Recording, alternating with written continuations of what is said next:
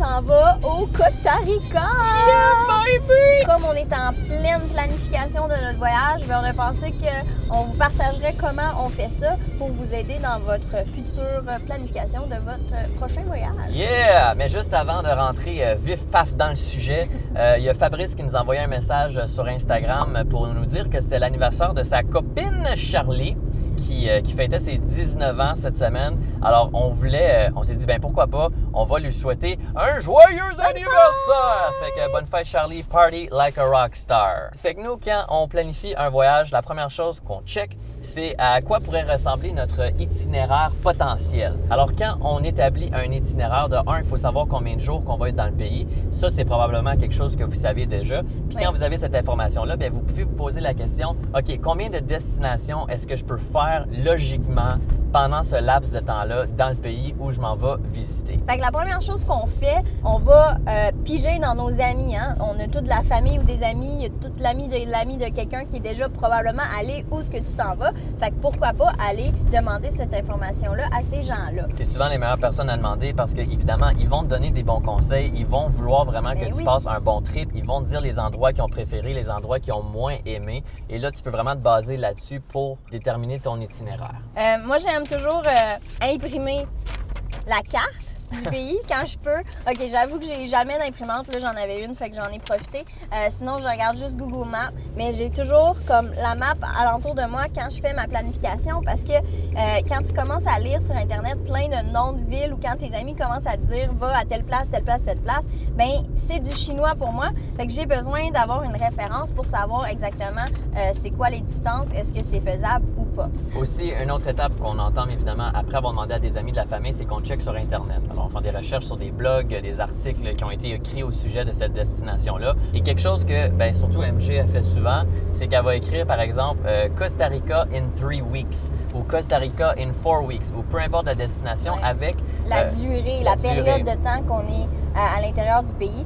Ça te donne une excellente référence sur quel genre de destination, quel genre de trip que tu peux faire, où tu peux arrêter, ainsi de suite. Une autre recherche qui est intéressante à faire pour te donner une bonne idée, c'est carrément d'aller sur des sites qui offrent des voyages organisés. Et ça, je me réfère à ces sites-là parce que souvent sur leur site web, ils ont déjà un circuit de préétabli. Alors ça donne exactement les grosses destinations qui sont les plus populaires. Oui, c'est sûr que ça vient avec le tourisme parce que ça veut dire qu'ils arrêtent là. Souvent, leurs sites web sont super bien designés puis c'est facile de donner une bonne aperçu de ce que tu veux faire dans le pays.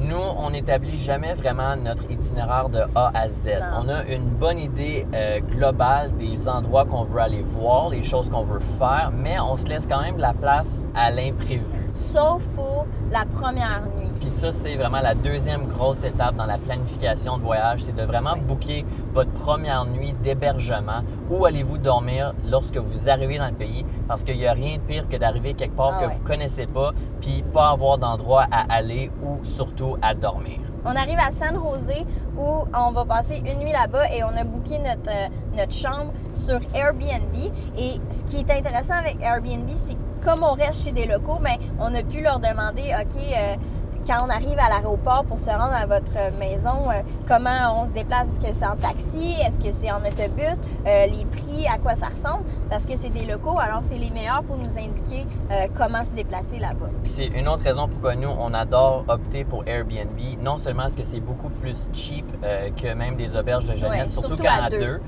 Mais de deux, c'est que eux, ils vont nous recommander des trucs. Quand on arrive là-bas, on peut leur dire, ben nous, on pensait aller là, là et là dans le pays. Est-ce que tu penses que c'est une bonne idée? Souvent, ils vont nous dire oui, mais des fois, ils vont nous dire, sais-tu quoi, à place de faire ça et d'aller là, tu devrais aller là à la place. C'est beaucoup moins touristique. C'est un endroit vraiment plus pour les locaux. Alors, ça peut être encore plus intéressant pour toi, ton voyage. Et c'est une autre raison pourquoi, comme on disait tantôt, nous, on n'établit pas nécessairement notre voyage de A à Z. La troisième chose à checker avant de partir, c'est le transport. Oui. C'est quoi la meilleure façon de se déplacer là-bas? Comment est-ce que tu vas te rendre d'une destination à l'autre? Est-ce que ça va être en voiture? voiture de location? Est-ce que ça va être en autobus? Est-ce que ça va être en taxi, en tuk-tuk? Bref, c'est super important de faire ses recherches sur Google ou même encore une fois de demander à ses amis, ses proches qui sont allés dans ces pays-là, comment eux ils ont fait et ensuite de vraiment déterminer comment vous allez vous déplacer dans ce pays-là. Numéro 4, l'argent. C'est le fun de savoir quel argent avant d'arriver qu'ils vont utiliser là-bas. Soit d'aller en chercher avant de partir ou tout simplement quand on arrive à l'aéroport, bien, on retire de l'argent au guichet et ça sort l'argent dans la bonne devise du pays déjà en partant. Moi, j'ai une petite manie, là, j'aime ça quand on a un peu d'argent américaine sur nous parce que de l'argent américaine, c'est comme, on dirait que c'est universel, là, c'est juste partout. C'est de l'argent passe-partout. C'est de l'argent passe-partout. C'est souvent accepté un peu n'importe où. Alors quand t'en as un peu, puis si t'es mal pris, ben tu peux toujours te débrouiller à soit échanger cet argent-là, c'est plus facile, c'est sûr qu'ils l'apprennent, ou soit juste payer tout simplement avec ton argent américain. Finalement, la dernière chose qu'on vérifie avant de partir, c'est les plans de téléphone cellulaire. Avec quelle compagnie est-ce qu'on doit dealer là-bas? Quelle est la meilleure, la plus vite, la moins chère? Bref, on fait des petites recherches sur Google avant de partir parce que nous, évidemment, avec notre travail, on n'a pas le choix d'avoir accès à Internet. Mais Internet, c'est pas juste pratique pour les gens qui travaillent dans le domaine des médias sociaux, mais c'est aussi super pratique si, par exemple, pour tes déplacements, pour booker tes nuits d'hébergement en go.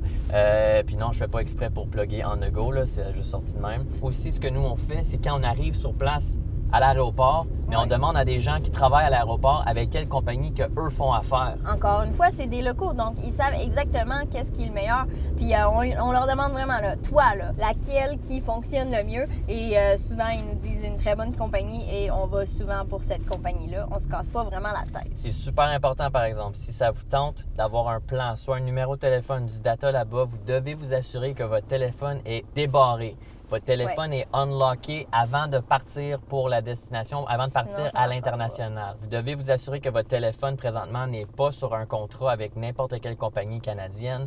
Alors, vous devez vous assurer que vous allez dans une shop qui débarre les téléphones pour que quand vous arrivez dans un pays, bien, vous puissiez y mettre, y insérer n'importe quelle SIM card de n'importe quelle compagnie. Bref, ça, c'est pas mal nos étapes pour planifier nos voyages en backpack. Honnêtement, c'est pas du rocket science, c'est quand même assez simple. Il faut juste s'informer. Lisez le plus de blogs que vous pouvez et aussi parlez au monde. Allez voir dans vos familles, comme on a dit tout à l'heure, mais aussi quand vous êtes dans le pays, parlez au monde, allez vous informer sur les gens qui sont alentours, que ce soit des touristes ou que ce soit même des locaux qui est préférable, bien, ils vont vous dire, eux, quoi faire. Fait que ça va vous aider à continuer de planifier au courant du voyage. Bien, c'est le fun de pouvoir dire, ben oui, j'ai envie de faire ça, puis j'ai envie d'aller à cette destination-là qu'on me propose. Félicitations à Eric qui gagne la carte postale de cette semaine. Eric, écris-nous un message privé ça sur Facebook, Instagram, envoie-nous ton adresse, on t'envoie ça dès que possible. Pour les autres, si ça vous tente de courir la chance de gagner la carte postale de la semaine prochaine, qui sera au Costa Rica. Oui, une carte du Costa Rica, c'est quand même pas rien.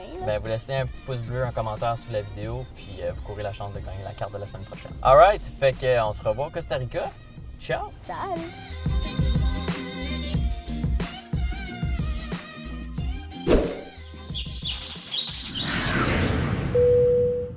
Bonne fin de soirée, Annette.